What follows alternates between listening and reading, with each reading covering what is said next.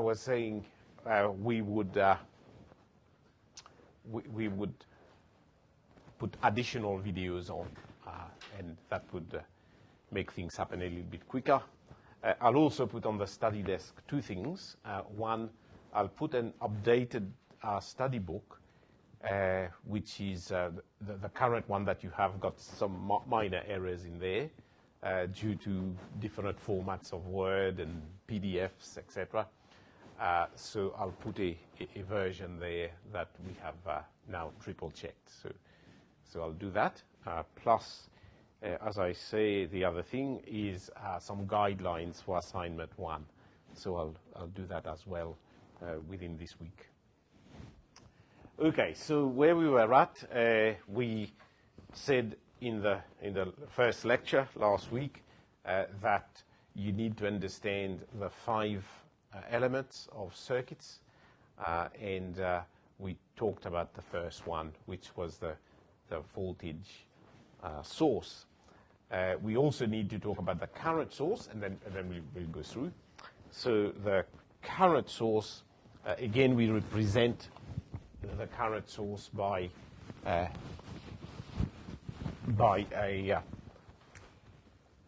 equation or a characteristic. So this is the symbol for the current source. And again, because it's a source, we show the current coming out of the positive terminal. And you can represent the characteristic. Again, we plot voltage there and current here. You can represent the current source by an equation, as I say, or the characteristic. So the equation is simple. It just says I is equal to constant. It's a constant. And that really means I equals constant no matter what. That's what it means. No matter what, this is going to be a constant. So on the characteristic then, on the graph, how are you going to represent this source? That is, what is its VI characteristic? So any idea? We did the voltage source, and the voltage source look like this. So how would the current source look like? Vertical, that's right. So this is the characteristic. That's a vertical line, characteristic of a current source. So that's what we call the VI, if you want the full thing, IV or VI, characteristic of a perfect current source. I said I did something for the first time in the last lecture, and I drew the characteristic for something that's not perfect. So you could do the same here. You could say, oh, what if the current source was not perfect? How would the characteristic look like? Any ideas? Again, I've never done that before. So if it was not perfect, you think about it. It's going to be like this. That is, as you draw, as you put burden, what we call burden, as you put something across that current source, the current that comes out of its terminal will be dropping. So that's a characteristic if it's not perfect. So that's practical. Practical current source. Hope the blue shows. Maybe I should write it in black. I'm not sure whether the blue shows on the video.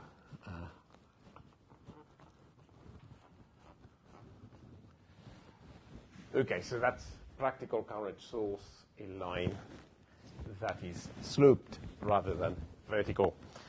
Okay, a couple of ideas. First of all, what should you never do to a current source? If you had one, what should you never do to it? What do you never do to a voltage source? You never short circuit it. What do you never do to a current source? You never ever open circuit it. Never ever. This is a disaster. This is a disaster. If you had a current source, you never ever open circuit it. what would happen if you open-circuited it?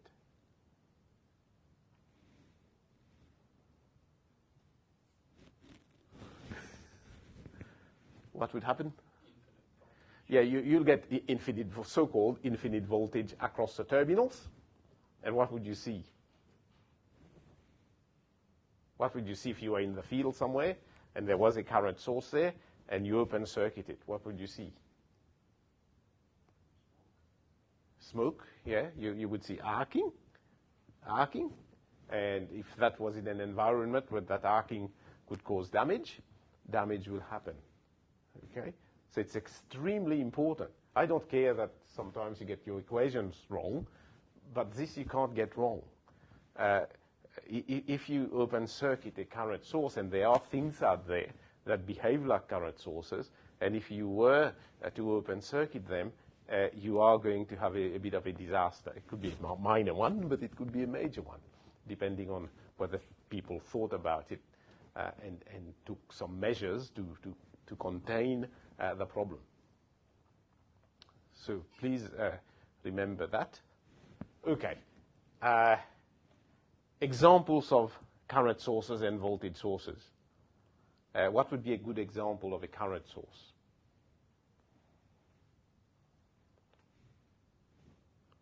A current transformer. As we shall study later, a current transformer would be a good example of a current source. But you probably wouldn't understand that later. But I'll give you a little hint and go away and think about it. Anything, in fact, anything practical can either be a voltage source or a current source. It all depends on the range of impedances that you're going to connect to it. Any source, as you know, any source can be represented this way. It's DC, but you can make it AC, that's fine. Any source can be represented this way. That's the terminals of the source. That's first year stuff. Right? What do we call this circuit? That's a representation of a source. That could be the representation of the power point. Of course, then that has to be AC. That has to be AC. What do you call this? Start with T. It's not Tony. Yeah? So, what is it? H? Thevenin. That's a Thevenin representation of it. Right? So, Thevenin. Some people will put a T there, would say it's Thevenin. Right? So, that's an internal resistance. Now, what I'm going to say to you, I don't think many people say it. This can behave like a current source, or it can behave like a voltage source. It all depends what you put across there. It all depends on the range of this. So when would this behave like a current source? Any ideas? Okay. This will behave like a current source if that is always much smaller than this.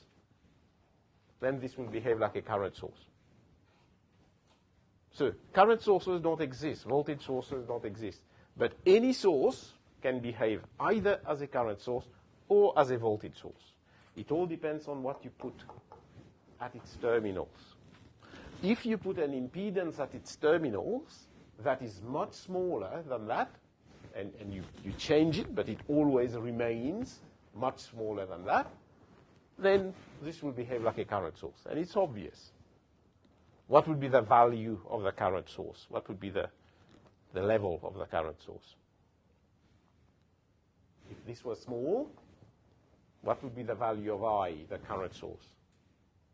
If this is small compared to that, can't you see it? E, which are? This one? That's right. It will be E over RT.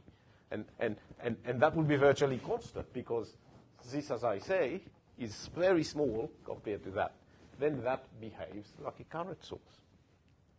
And it's as simple as that. And that will make you understand your CTs later. Okay. Under what circumstances would this source, remember this whole thing is a source, that's a source internal impedance. Under what circumstances would this behave like a constant voltage source? Or close to a constant voltage source? Under what circumstances? No? Yes? The opposite. And what is the opposite? When that load resistor is much, much higher than the internal resistance. Then this will behave like a constant voltage source. Okay? So we don't just open a book and say, oh, it tells us a constant voltage source, horizontal line, go home, and we are happy. That's not engineering. That is nothing. What you have to do is translate it into practice and see what it means in practice. This concept of a voltage source, what does it mean in practice? And that's the meaning. The meaning is some things under certain circumstances would behave as, or behave close to, their behavior will be close to that of a constant voltage source. Under other circumstances, they would behave close to constant current sources. Under other circumstances, they are in the middle. They are neither constant voltage source nor constant current source. So it's up to you to make the decision. You as an engineer has to make that decision. When is something behaving like a constant voltage source? When is it behaving like a constant current source? And when is it neither, and it's somewhere in the middle? And the whole thing is about this and that. Any questions about sources? No? All right. So let's continue. So we've done two of those, of the 5 elements. We've done voltage source, we've done current source. The next easiest one is, of course, the resistance. And I'll say a few words about that. So that's R, a resistance, and V, and I. Note the difference there. With a source, we show power coming out, so that positive power means we are taking power out of the source. Whereas for a passive element, we got 3 passive elements. The passive elements are resistance, inductance, capacitance. Active elements are the 2 sources. For a passive element, we show it the other way. And the meaning of that is, with the passive elements, they are seen as loads. This means when power is positive, it means power is going into it. So that's why this is defined that way. The arrow is defined that way, and the arrow is defined this way, because positive power has different meanings there. Here, positive power means power is coming out. Here, positive power means power is going in. Okay, so how does that one look like? Hopefully all of you would understand that the characteristic is this way, with R being the gradient. So you've done that before. So R equals gradient. I can't remember whether I've done this already, but in the first lecture, but that's okay. We repeated a couple of things about this. This is a linear resistance, meaning it's a constant gradient. But sometimes, and we will in this course, deal with nonlinear resistances. Nonlinear resistances. There are 3 situations that I would like to cover very, very quickly. This here says gradient equals the resistance. There are 2 resistances that are of particular interest, the 2 extremes of resistances.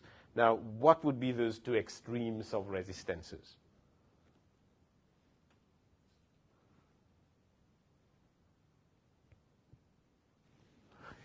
Infinite and 0. That's right. Please. That's right. So a 0 resistance and infinite resistance. Of course, infinite resistance is an open circuit. If you are studying protection, you would open circuit would be one of those things that you would be interested in. And similarly, the other extreme is short circuit, and short circuit is the other one. Now, when you see a picture like this, I'm hoping that you can see short circuit and open circuit on there. So what would be short circuit? Where would short circuit be in this picture?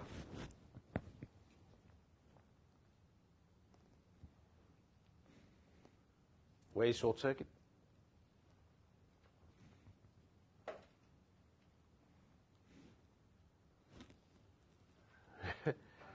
No? Well, let me make some comments here. Look, this is, we have to think about those things and not just plug numbers in equations. You might see that I do plug numbers in equations, but I don't get very excited about it. And I will say it very frankly. A lot of people want me to do this. They want me to stand here, plug some numbers in equations, and somehow this makes them happy. Doesn't make me happy.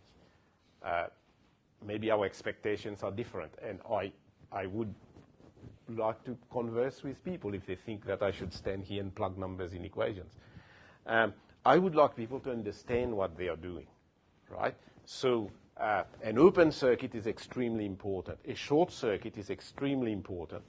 This graph is extremely important. So I would like you to be able to see a short circuit on there. What is the voltage across a short circuit? On your circuit diagram, you can see if R goes to 0, then V goes to 0. Yeah, so V is always 0. So across a short circuit, no matter what the current is, V will always be 0. Whether the current is positive or negative or 5 or 25 or 26.3, doesn't matter. The voltage will always be 0. So if voltage is always 0, no matter what the current is, where would that appear? Where is the short circuit? On the Thank you very much. That's excellent. Thank you very much. There. So that's a short circuit.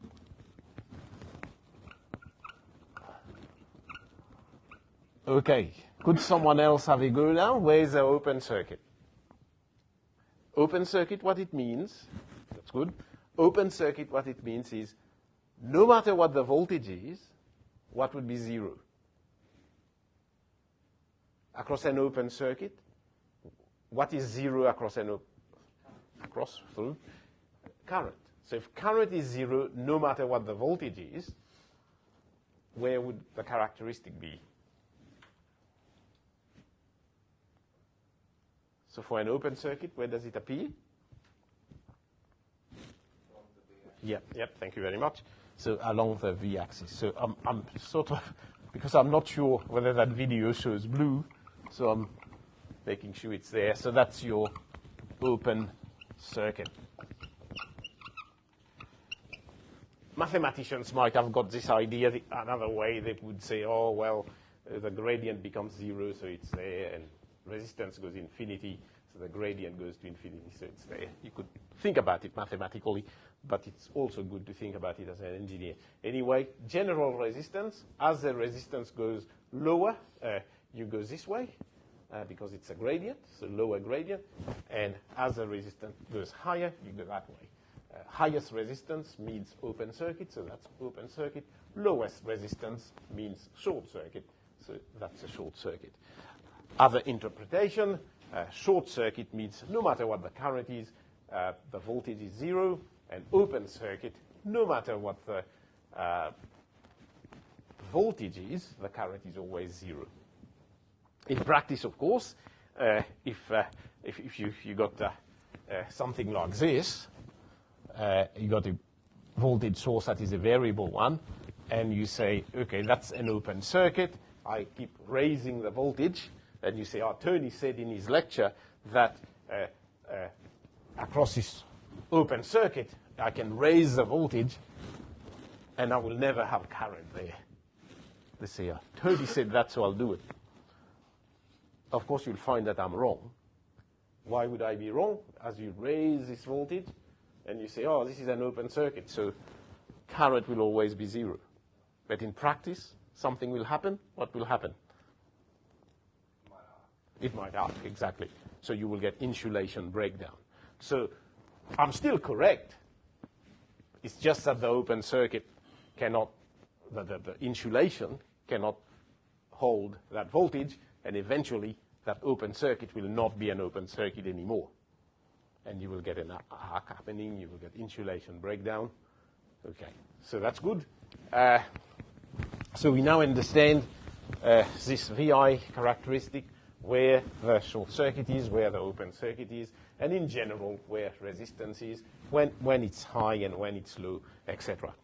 So I've told you two things that I wanted to say, open circuit, short circuit, but I also wanted to say something about nonlinear resistance, because we're going to see this. When we look at bus bar protection, when we get really serious about protection and look at bus bar protection, we are going to, especially what they call high impedance bus bar protection, we use in there a particular resistance that is called a nonlinear resistance.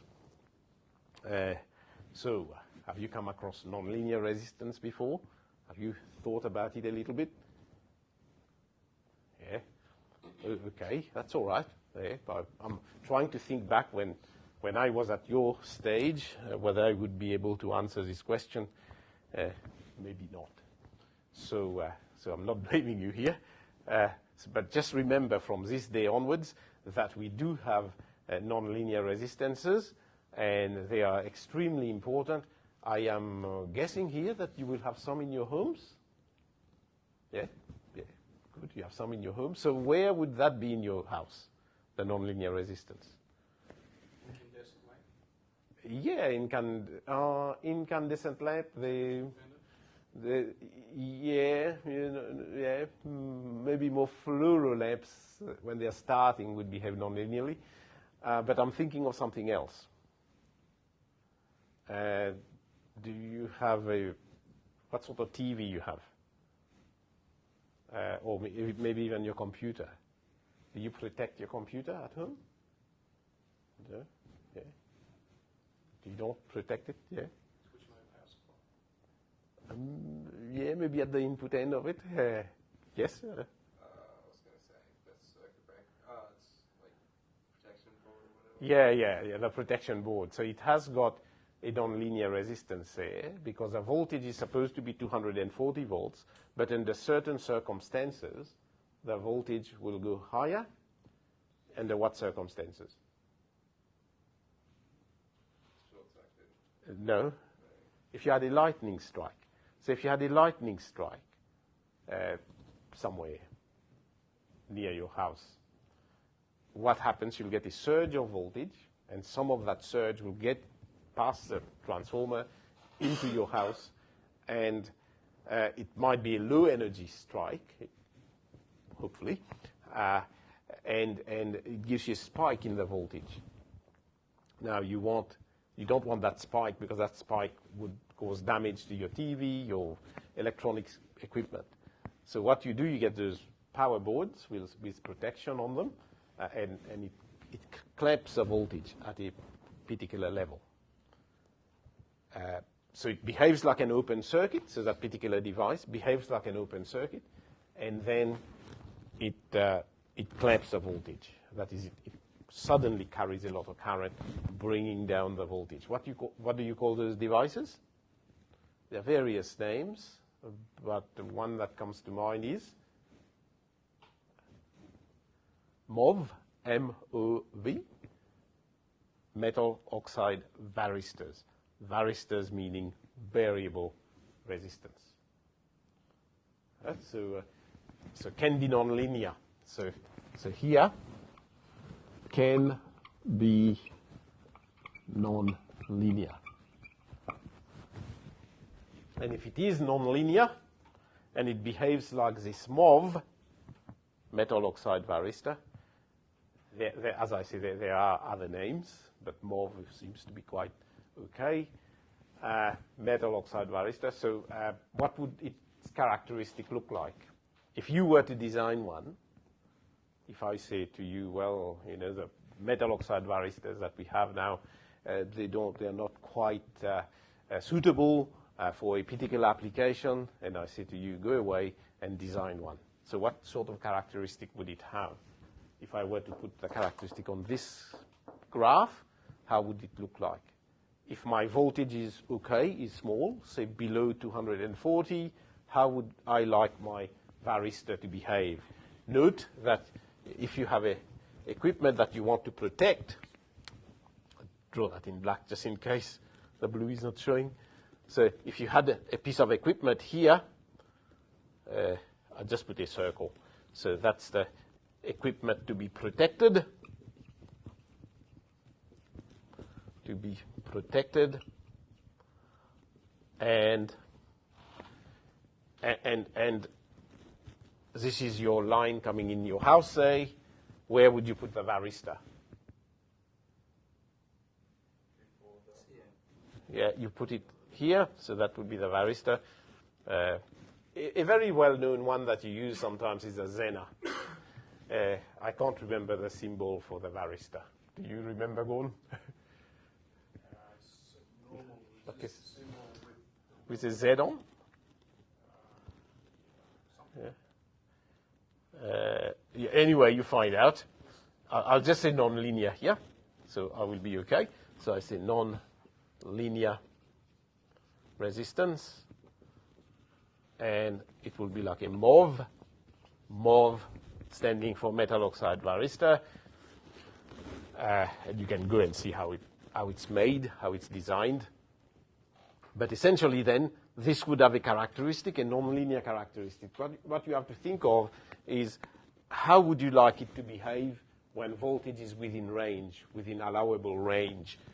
So when voltage is within allowable range, how would you like this to behave? Like what? normal resistor, ohmic. An open circuit. You would like it to behave like an open circuit when voltage is within allowable limits. So what you will find is varistors have got a characteristic. I'll draw it on a different diagram because then we don't mess the other one. So VI again, so your varistor would be vertical here, almost vertical. It's never exactly vertical, but very practically vertical. And then when your voltage gets to the rated limit, or slightly above the rated limit, how would you like the characteristic to behave? That's what. So it goes virtually like this. So it clamps the voltage. It doesn't allow it to go above this allowable range. So that's a idealized. I'm so worried today about the color. Idealized varistor or MOV characteristic. We will be looking at that later in the course. And idealized because I've flattened it. In practice, it goes up a little bit. They used to use spark gaps a long time ago. I think they've gone away from that. Some people may still be using it. So spark gaps have got similar characteristic, except they are not as reliable as a metal oxide varistor. And you've got different ones depending on the energy that you want to absorb. When we do this seriously, when we look at bus bar protection, we would see that one of the important ratings of a MOV, or a surge diverter, if that's used outside on a transformer, it will be called a surge diverter. One of the important ratings of them is an energy rating. So not only they have a voltage rating, they also have an energy rating, and we will see why later on. Okay, so told you a little bit then about this third element. So there was the first element, voltage source, current source, and now we've talked about the third element. The fourth one is, which one are we going to go with first, the capacitance or the inductance? I am trying to think which one is easier. I think the capacitance is easier. So we'll go with the capacitance. So that's the third element. Any questions about the resistive element?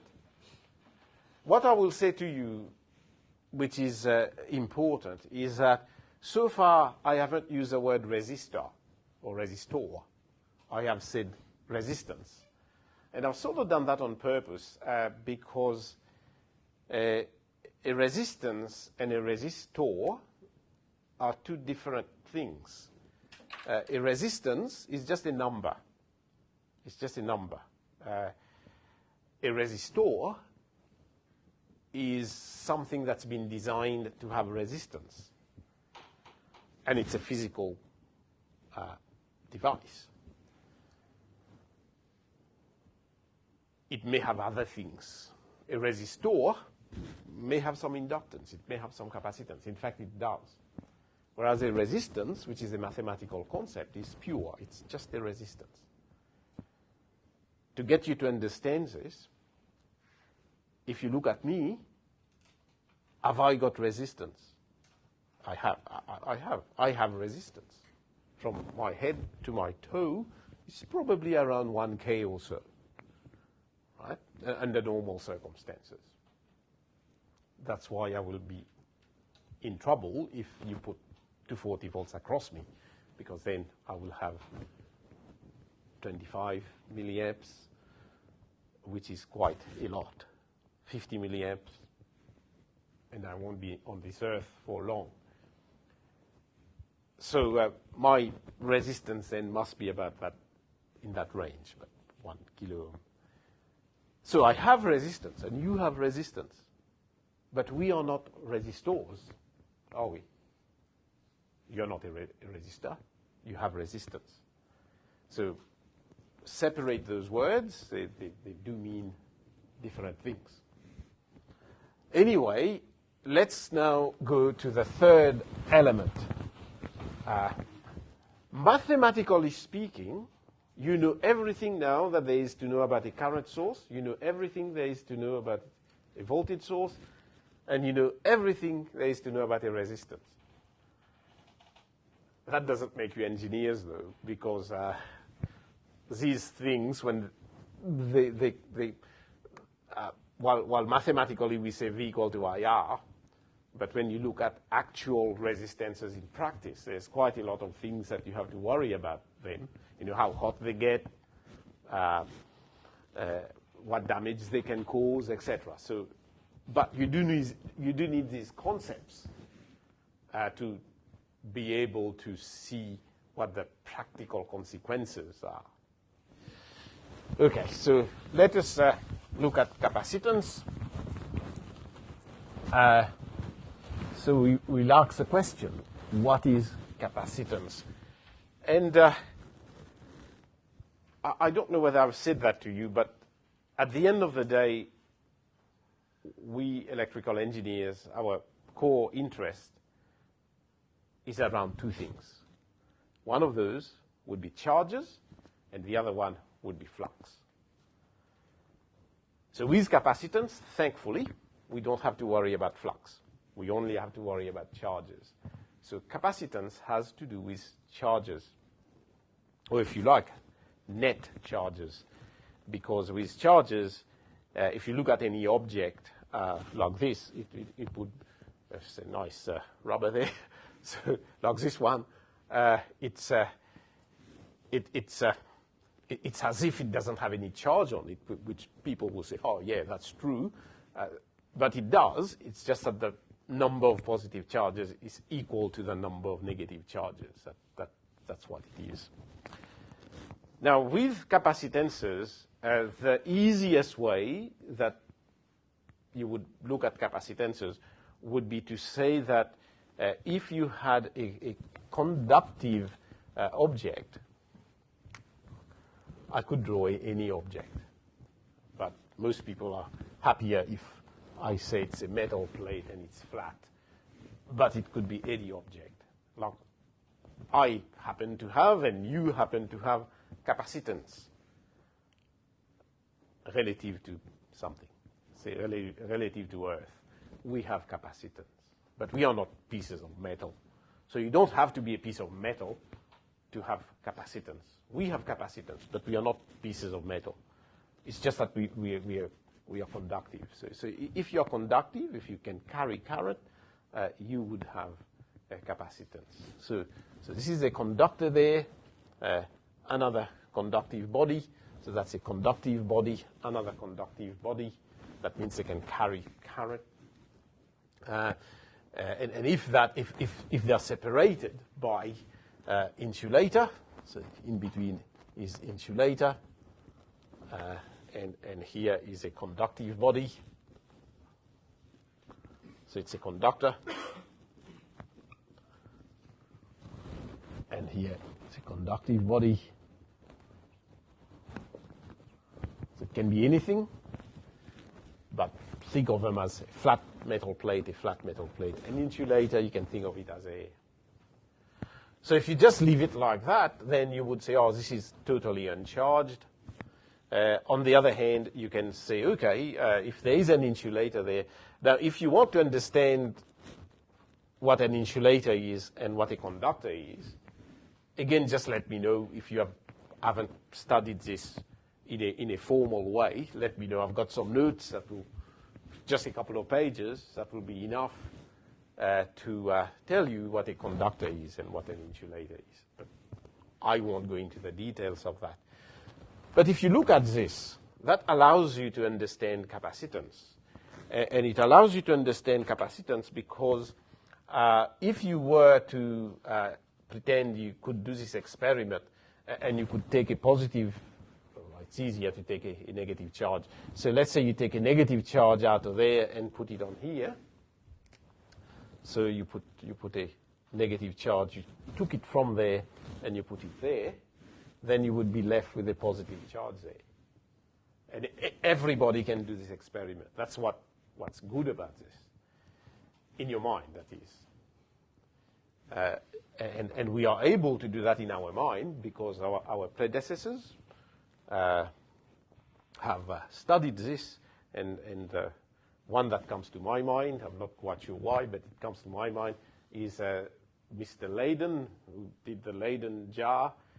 He could charge leaves of gold or something, and he could see that, he could show that sort of effect. But these days we have a good concept. We know that a good concept of matter. We know that all matter would be made of positive and negative charge in equal amounts.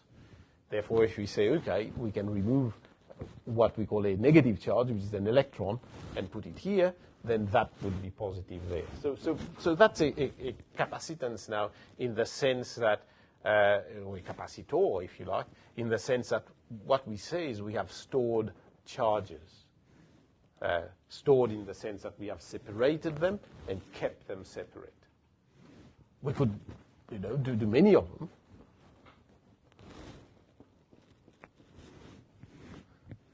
Make sure it's the same number. Same number, I think. Yes, good. Now, when you do that, you have created something. When you took an electron from there and put it here, and another one,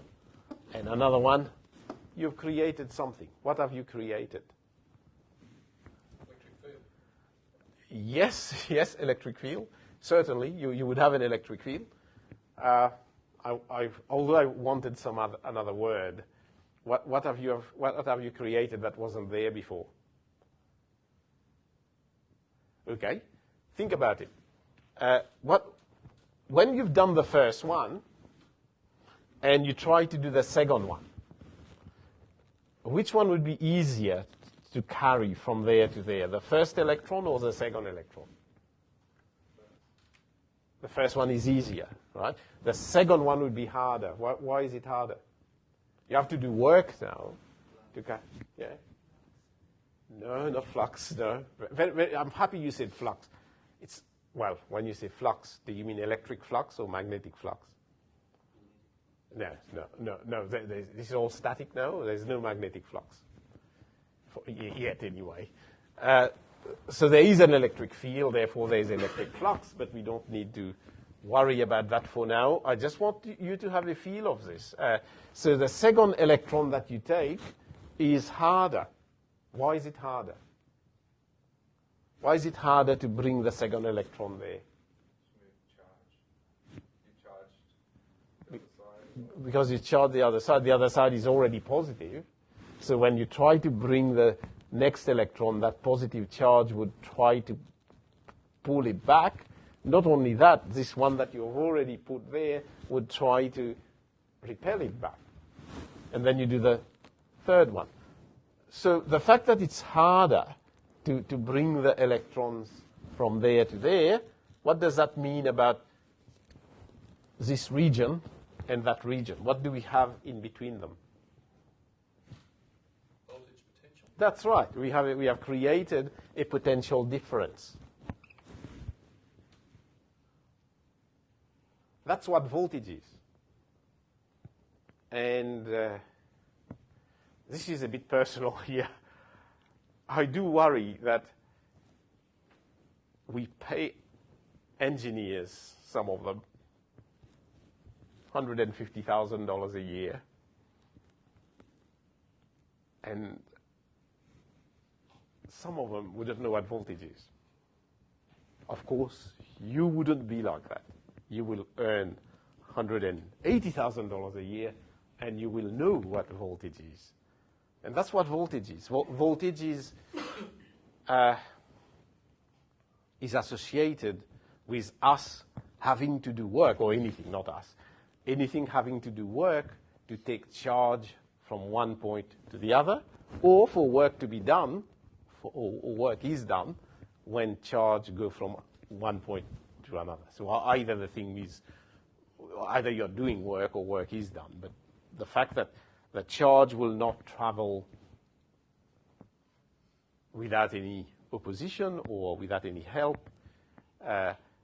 is it. There is a voltage because it is difficult. You have to work to take charge from here to there. Or if you were to put something there and do that, then this negative charge will easily go to there. There's a potential for it to go there. So you have created a potential.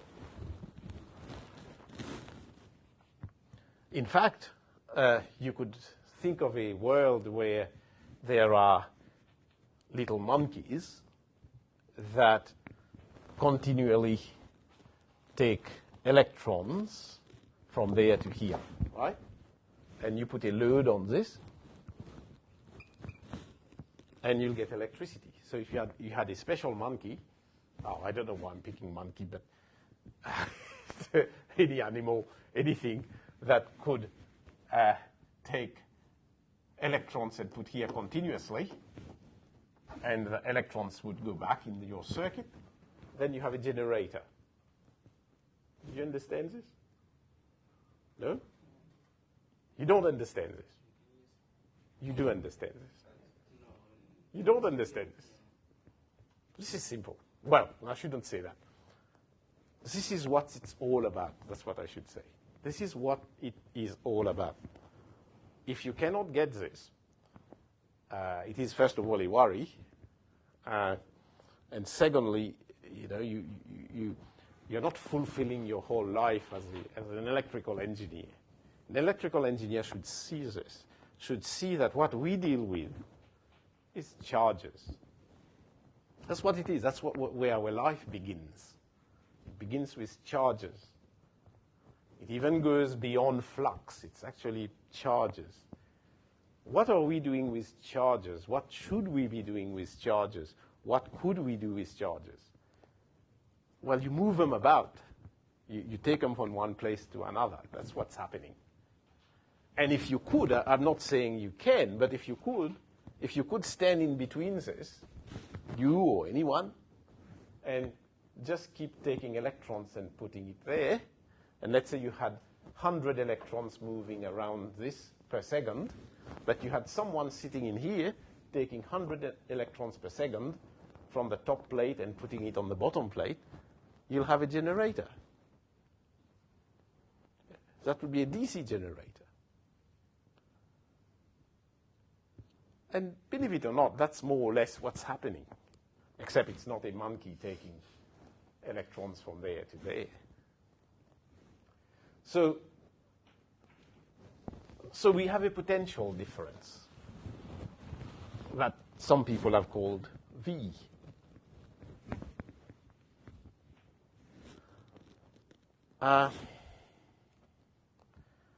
Okay, some people have called V. And also, people have invented this word, which is called, or term, which is called quantity of charge. And you could say that the quantity of charge here is 1, 2, 3, 4, 5. Right? That's got Q equal to 5. 5 in a funny unit. But people do have a unit for charge. It is coulombs. And 1 coulomb is equal to a certain number of electrons. I can't remember. It's a big number. But you can easily Google it. It's 1.6 by 10 to the 19. I think you're right, Gordon. So 1.6 times 10 to the 19, please check, of those will make up 1 coulomb. And the concept of 1 coulomb should not be beyond anybody.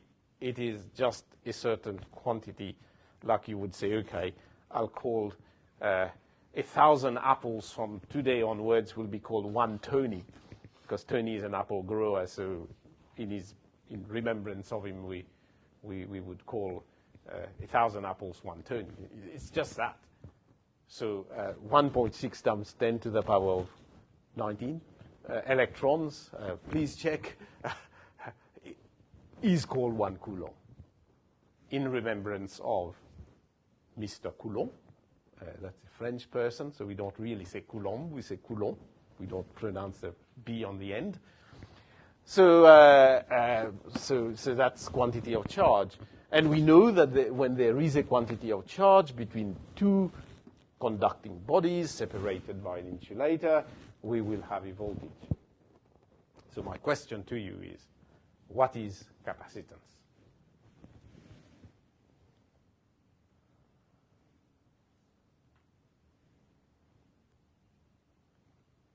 I'll make it a little bit easier. What is a linear capacitance?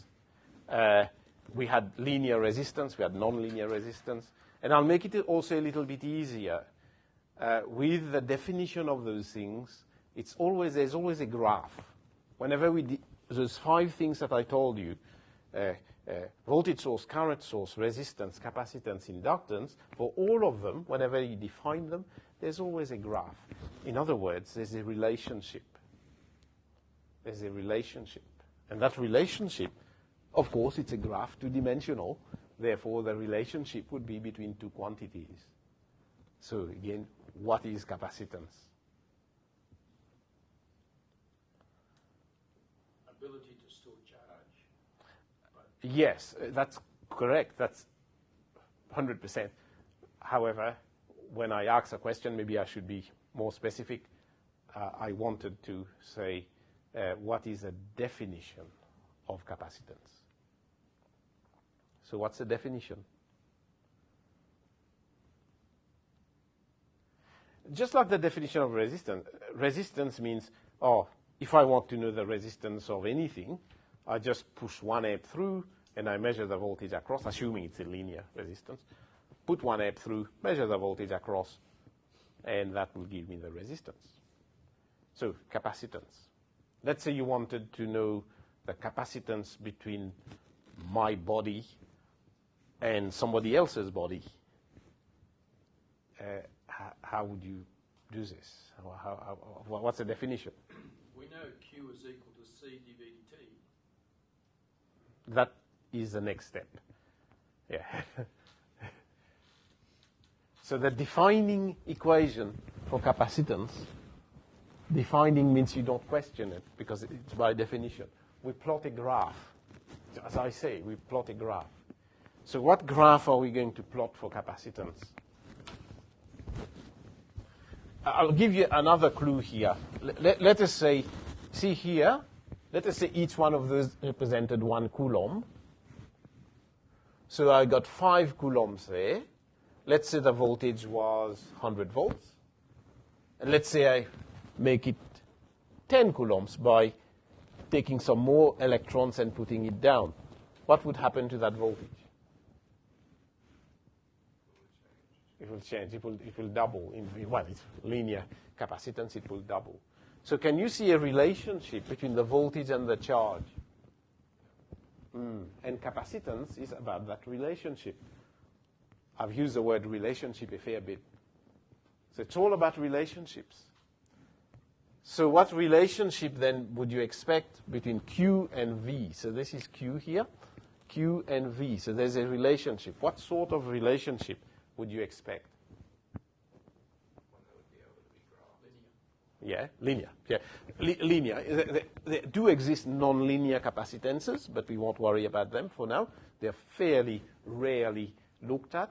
Normally, you would look at them as being linear. So this is the relationship.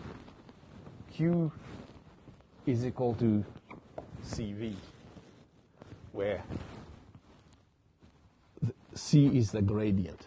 So Q equals CV, C is the gradient. So that's the defining picture for a capacitance. So that's the definition of capacitance. This is definition of capacitance. So you got 2 bodies, that we don't care what body, 2 bodies separated by an insulator. It so happens that when you have stored charge, like we do have here, in other words, we have achieved charge separation and they are remaining separated, then for most situations, or for the situations that we will be considering, the potential difference between the bodies is proportional to the amount of charge stored. The constant of proportionality is what we call capacitance. That's another thing you will find with those things, that it's the constant of proportionality that becomes the definition of whatever, inductance, capacitance, resistance. It is the constant of proportionality that we use and give it a name. I mean, mechanical engineers do it as well, you know. With a spring, they do it. They say, oh, we discovered that the extension of the spring is proportional to the load we put on the spring. And then they draw a graph and they get a straight line and they say, oh, we'll call this K. Hooke's law, exactly. And there are other things like that where you just draw a graph and you get a straight line. You say, oh, we'll give that gradient a name. And so they gave the gradient a name and they call it capacitance, which essentially means the amount of charge that you will store per unit volt. So if something has got a higher capacitance, then it means you can store more charges per volt. And you can create things of more capacitance by making them bigger, which makes sense. Okay, so I won't go into any more details about capacitance. I just wanted you to understand the definition, where it comes from, and then that's where it comes from. Gordon mentioned a formula just now, and I will use that formula because this is probably a little bit more useful than Q equal to CV. But it is important to understand that it does come from Q equal to CV, and the formula that Gordon mentioned is this. So Q equal to CV, you don't question that's definition. So you don't say, oh, how do you derive this? We don't derive this. This comes straight from nature. Or it's an assumption. Anyway, so what happens is the flow of current is actually, the rate of flow of current is the rate of flow of charge. So you could say rate of flow of charge is equal to C times rate of change of voltage. And you can write this down mathematically, rate of change of voltage. Oh, yeah, I'm running out of room here. Times rate of change of voltage.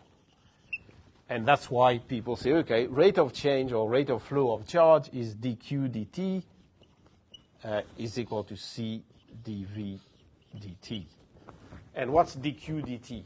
That's a rate that charge is flowing through a cross-sectional area. That cross-sectional area could be the area of that plate, or it could be the cross-sectional area of a conductor that's connecting this to something there. So what's the other name for rate of flow of charge? Of course, the unit is coulomb per second. So this is coulomb per second. That is the number of coulombs per second that is crossing a particular cross-section. So what do we call it? Rate of flow of charge, another name for it? Please? A name for the rate of flow of charge.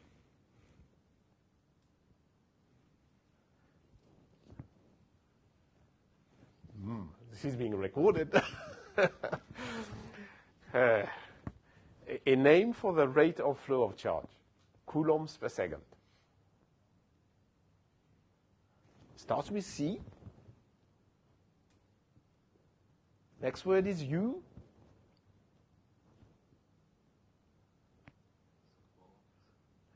No. The next word is R. Sorry, the next letter. C-U-R. Current. That's what current is defined as. That's the definition of current. The rate of flow of charge is current. Haven't you ever, before you go to sleep, thought, oh, I'm going to be an electrical engineer, so really I should know what current is? No? Well, that's what you have to be thinking about, because that's what you're going to deal with. Not only that, people will be relying on you to know what current is. You know, if you got your manager is probably an accountant or some other profession. I've got nothing against accountants, by the way. It's just that you need them. So in your organization, you would have them. So you can't expect them to know what current is. You are the engineer. You are the electrical engineer, or you're working with a civil engineer or a mechanical engineer. Say you're doing building services or something. You can't rely on the people constructing the building to know what current is. You have to know what current is, and you will be paid big money, and you just don't have any excuse. So you have to know what current is. And as I say, we don't question charges. Charges exist. Current is flow of those charges per second. So that is current.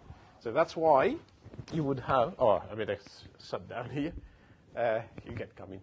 So I'll stop here because it's already